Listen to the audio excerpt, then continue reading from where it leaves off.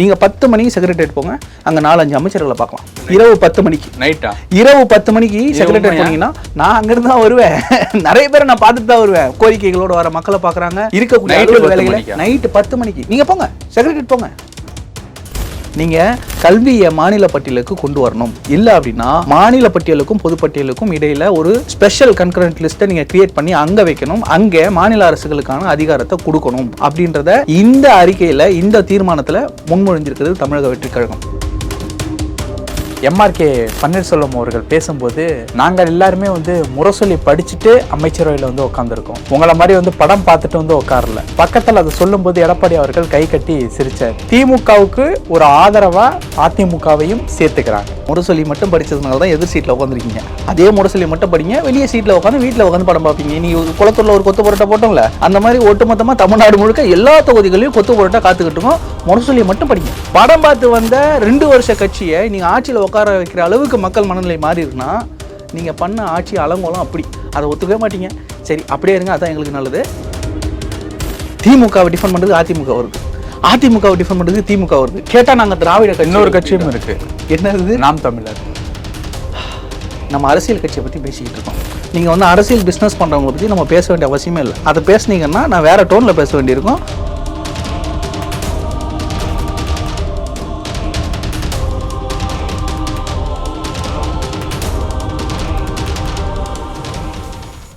Real one நேயர்களுக்கு வணக்கம். இன்று நம்மளுடைய நேர்காணலுக்கு தாவேகாவின் மாநில செய்தி தொடர்பாளரான திரு நரேஷ் அவர்கள் இணைஞ்சிருக்காங்க. வணக்கம். வணக்கம். எப்படி போயிட்டு இருக்கு அந்த சட்டமன்ற நிகழ்வுகள் எல்லாம்? இப்போ இங்கே உட்கார்றதுனால பார்க்கல, இல்லைன்னா ஃபுல் லைவ்ல தான் இருந்திருப்போம். அடுத்து ஃபாஸ்ட் ஃபார்வர்ட் பண்ணி 1.5 ஸ்பீடில் வச்சு ஃபுல்லாக பார்த்து முடிச்சிருவோம். நேற்று பார்த்தீங்களா? ஃபுல்லாக நேற்று பார்த்தோம். எப்படி இருந்தது? இப்பயும் போயிட்டு தான் இருக்கு. இப்போ நான் தான் உங்களை இன்டர்வியூ பண்ணுற மாதிரி இருக்கு. இல்லை, ஒரு ஹாஃப் டே அதுக்கே கொடுக்குற மாதிரி ஆயிடுது. Full day brother. நீங்கள் T20 யாரும் பார்க்க மாட்டாங்க பசங்க, புரியுதுங்களா? அதை ஃபஸ்ட்டு 5 ஓவர் பார்ப்போம், பவர் பிளே, லாஸ்ட் 5 ஓவர் பார்ப்போம், அந்த மாதிரி போகும். இப்போ டெஸ்ட் மேட்ச்சை கூட இவ்வளோ பார்த்துருப்பாங்களான்னு தெரியாது. பட் ஃபுல் லைவ் செஷனை ஆஃபீஸில் ஒர்க் பண்ணுறவங்களும் சரி, வெளியே வீட்டில் இருக்கிறவங்களும் சரி, சின்ன பசங்க இருக்கட்டும் சரி, இல்லைனா ஒர்க் டைமில் பார்க்க முடியாதவங்க ட்ரெயினில் போகும்போது, நான் ட்ரெயினில் ட்ராவல் பண்ணுறேன், ட்ரெயினில் போகும்போது லைவ் செஷன் வச்சு பார்த்துட்ருக்காங்க. ஏதாவது சின்னதாக அந்த ஷார்ட்ஸ் பார்க்குறவங்க இல்லை, ஃபுல் லைவ் செஷனை உட்காந்து பார்க்குறாங்க. அதை தாண்டி நியூஸ் சேனல்ஸுக்கு என்ன ஆயிடுச்சுன்னா, ஒரு நாளைக்கு எவ்வளவு கண்டென்ட் பண்ண முடியுமோ, ஒரு மாதத்துக்கு பண்ண வேண்டிய கண்டென்ட் ஒரு நாளும் பண்ணிடுறாங்க. ஸோ அந்த அளவுக்கு வியூவர்ஷிப் இன்க்ரீஸ் ஆகிருக்கு. இது ஒரு சேனலு, ஒரு யூடியூப்பில் லைக் வியூஸ் அந்த மாதிரி வியூவர்ஷிப் இல்லை, பாலிட்டிக்ஸை நோக்கி மக்களுக்கு உண்டான ஆர்வத்துடைய வியூவர்ஷிப். இது உண்மையிலே வரவேற்கத்தக்கது. இந்த லைவ் செஷனை 75 ஆண்டுகள பவள விழா கட்சி நாங்கள், எங்களுக்கெல்லாம் என்னென்ன தெரியுமா அப்படின்னு பேசினவங்களாலாம் செய்ய முடியல. ஆட்சிக்கு வந்த முதல் கூட்டத்தொடரில் நான் சொன்னேன் செய்கிறேன் அப்படின்னு சொல்லி செஞ்சு இன்றைக்கி எல்லாருக்கும் அப்பட்டமாக இன்னும் நடக்குது உள்ள அப்படின்றத வெளிச்சம் போட்டு காட்டியிருக்காரு. இதுவே வெளிப்படைத்தன்மைக்கு மிகப்பெரிய வெற்றி அப்படின்னு நான் நினைக்கிறேன். பட் எல்லாரும் பார்க்குற மாதிரியான விஷயங்களை பார்த்து நம்மளும் பேசுனா அது 10ஓட 11 தான் போகும். ஆனால் நம்ம கொஞ்சம் அதாவது ரொம்ப ஒரு டெப்த்தான ஒரு விஷயத்தை எடுத்து பேசுவோம். எவ்வளோ டெப்த்து போகிறீங்க நான் பார்க்குறேன். நேற்று எம்ஆர்கே பன்னீர்செல்வம் அவர்கள் பேசும்போது, நாங்கள் எல்லாருமே முரசொலி படிச்சுட்டு அமைச்சரவையில் உட்காந்துருக்கோம். முரசொலி படிச்சுட்டு உங்களை மாதிரி படம் பார்த்துட்டு உட்காரல.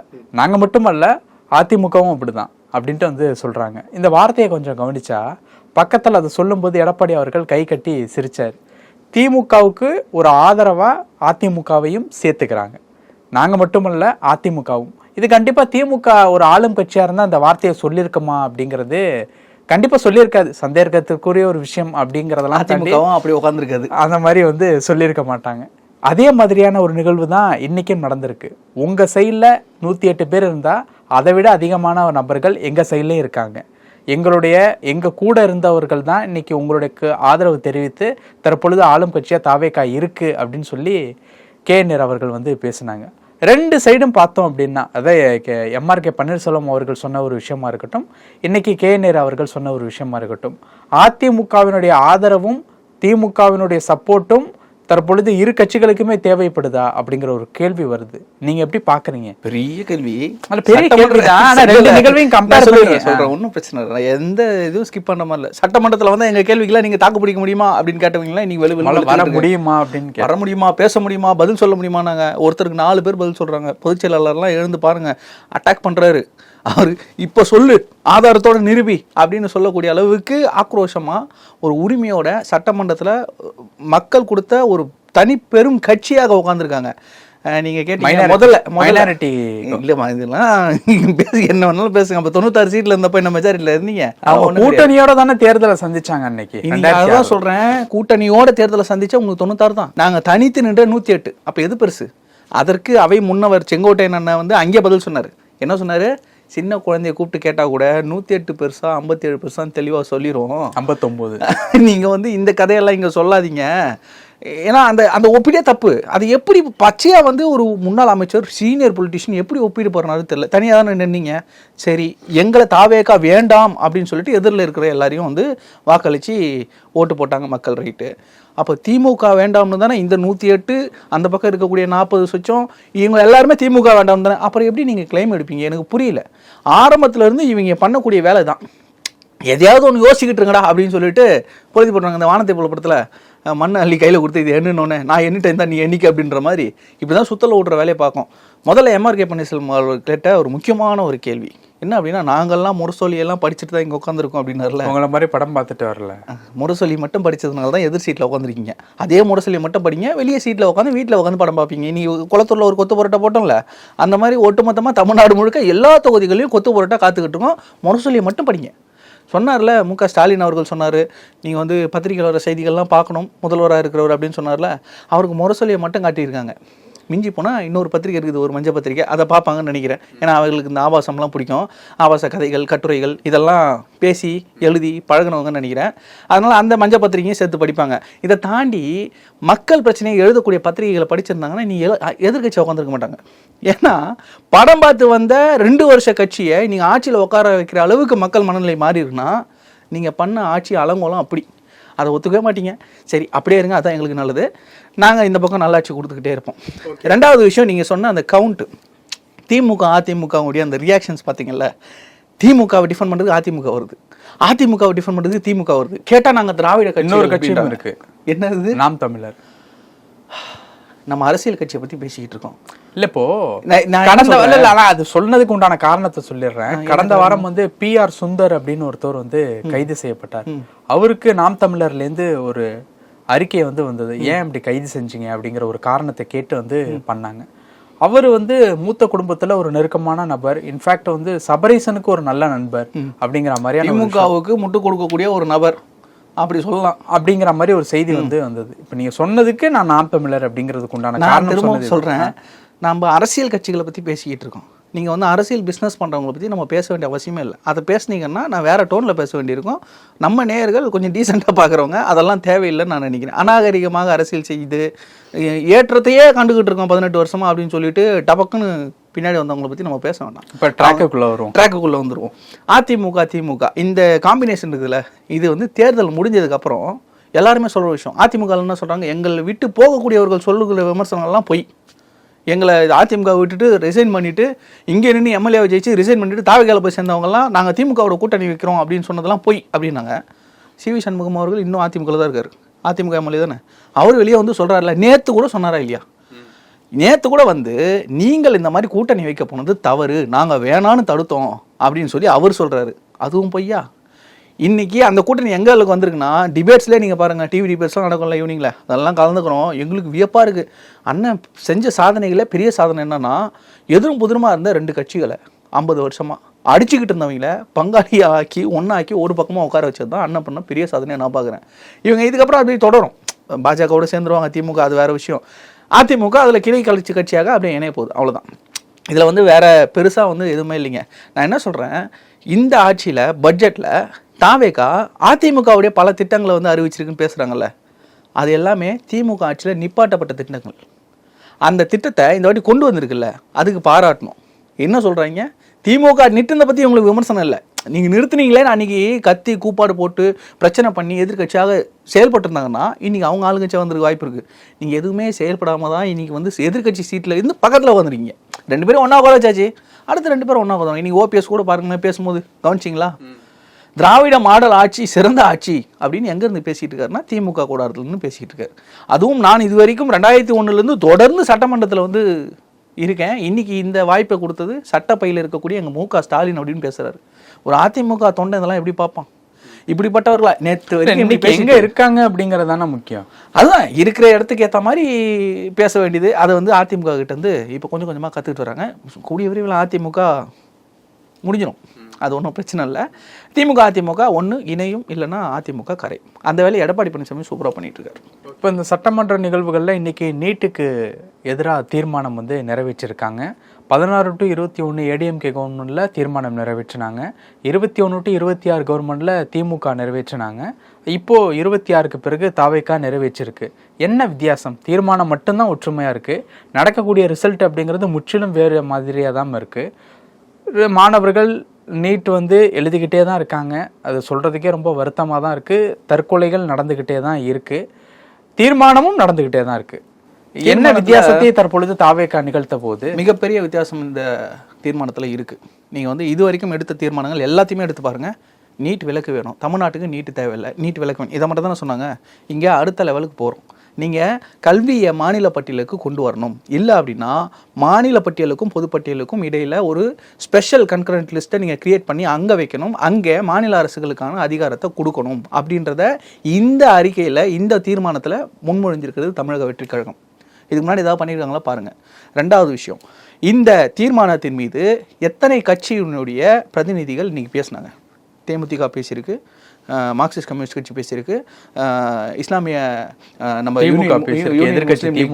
எதிர்கட்சி பேசியிருக்கு, அதிமுக பேசியிருக்கு, பாமக பேசியிருக்கு. இத்தனை கட்சிகள் பேசுகிற விஷயங்கள் காங்கிரஸ் உட்பட இது வரைக்கும் பாஜக எம்எல்ஏ வெளிநடப்பு செஞ்சிருக்காரு. திரும்ப வந்துட்டாரு. திரும்ப FCRAக்கெல்லாம் தீர்மானம் போட்டிருக்காங்க. இப்போ இவ்வளவு கட்சிகள் அவங்களுடைய கட்சியினுடைய ஸ்டாண்டை ரொம்ப ஸ்ட்ராங்காக வைக்கிற இந்த காணொலிகள் இது வெளியே வருது இல்லையா? இந்த வாய்ப்பை உருவாக்குனது தமிழக வெற்றி கழகம். இந்த லைவ் ஸ்ட்ரீம் பண்ணி எல்லா கட்சிகளுடைய இந்த ஒரு நிலைப்பாட்டை ரொம்ப தெளிவாக சொல்லியிருக்கு. காங்கிரஸ் கட்சி இதுக்கு முன்னாடி சட்டமன்றத்தில் நீட்டுக்கு எதிராக இவ்வளவு அழுத்தமாக ஆணி திருத்தமாக ஒரு தீர்மானத்துக்கு வழிமொழிந்த, நீட்டுக்கு எதிரான தீர்மானத்தில் வழிமொழிந்த ஒரு காணொலி காட்டுங்க. இது என்ன ஆகும் அப்படின்னா, இந்த காணொலி ஸ்ப்ரெட் ஆகும். அந்தந்த கட்சி தோழர்கள் அதை வந்து உள்வாங்குவாங்க, அதனுடைய வீரியத்தை உள்வாங்குவாங்க.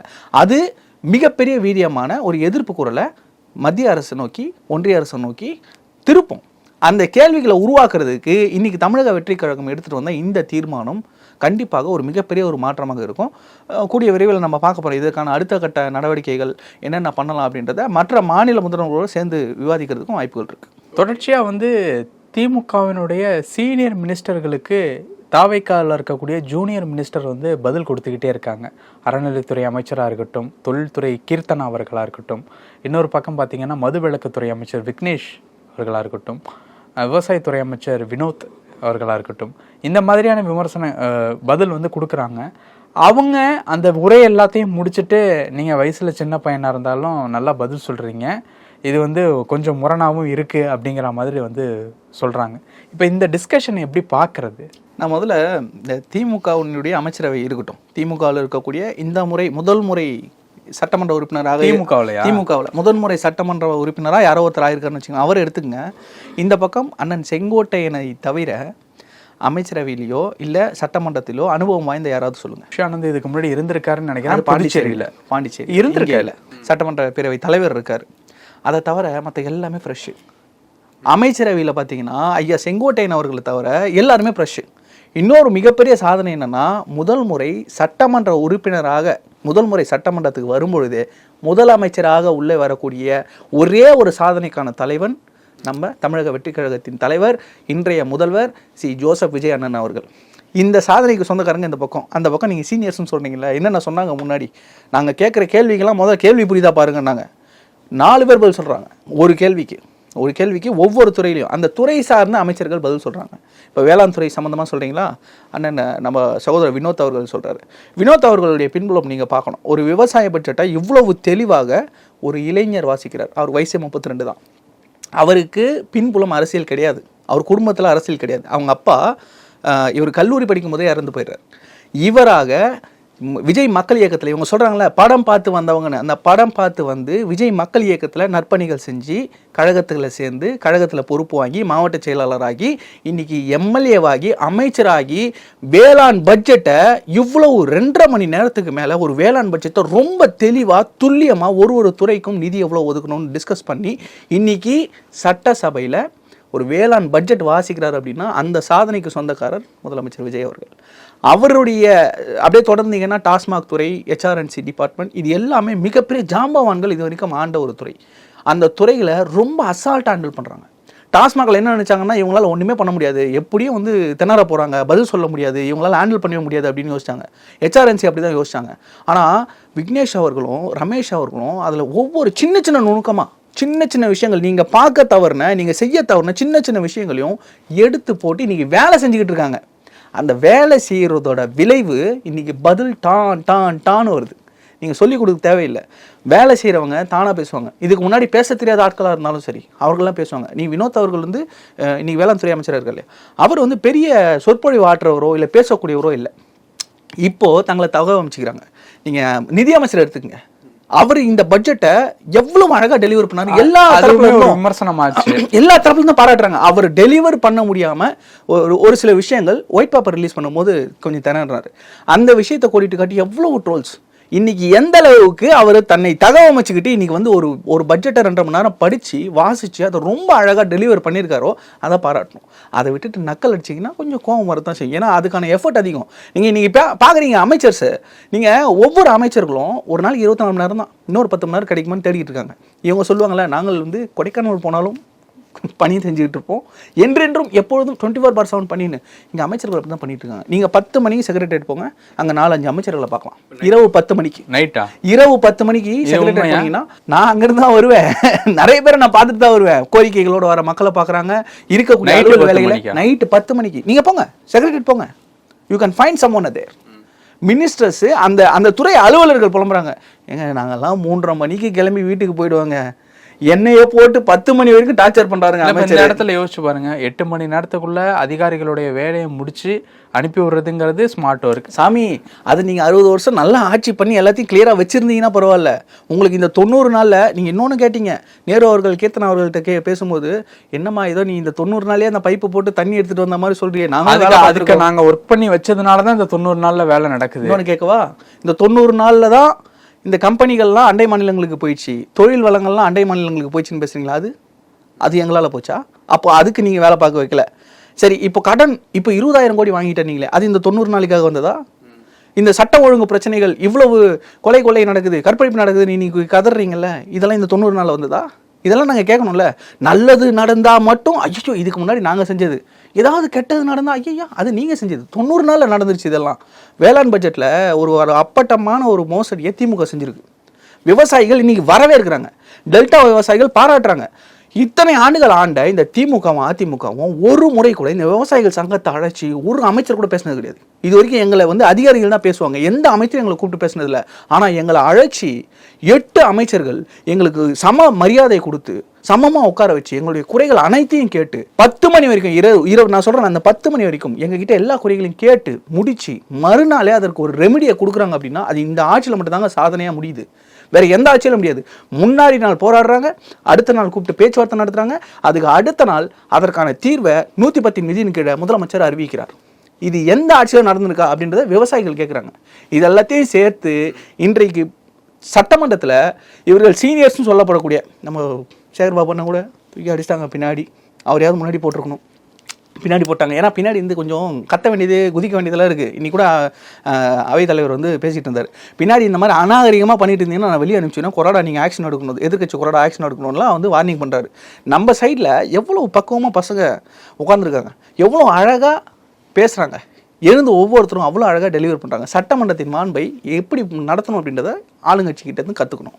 இவர்களை தான் நீங்கள் என்ன பண்ணீங்க, கட் அவுட் மலை ஏறுவான், மரத்து மலை ஏறுவான், அணில் மாதிரி தாவுவான்னு சொல்லிட்டு இருந்தீங்க. அவங்க இன்றைக்கி பாடம் எடுக்கிறாங்க. இப்படி இருக்கணும் ஆளுங்கட்சினா, எப்படி இருக்கணும் எதிர்கட்சினா அப்படின்றத இன்னைக்கு அவங்க சொல்லி கொடுக்குறாங்க. கற்றுக்க வேண்டிய இடத்துல திமுக இருக்குது. பல விஷயங்கள் பேசியிருக்கோம். நன்றி.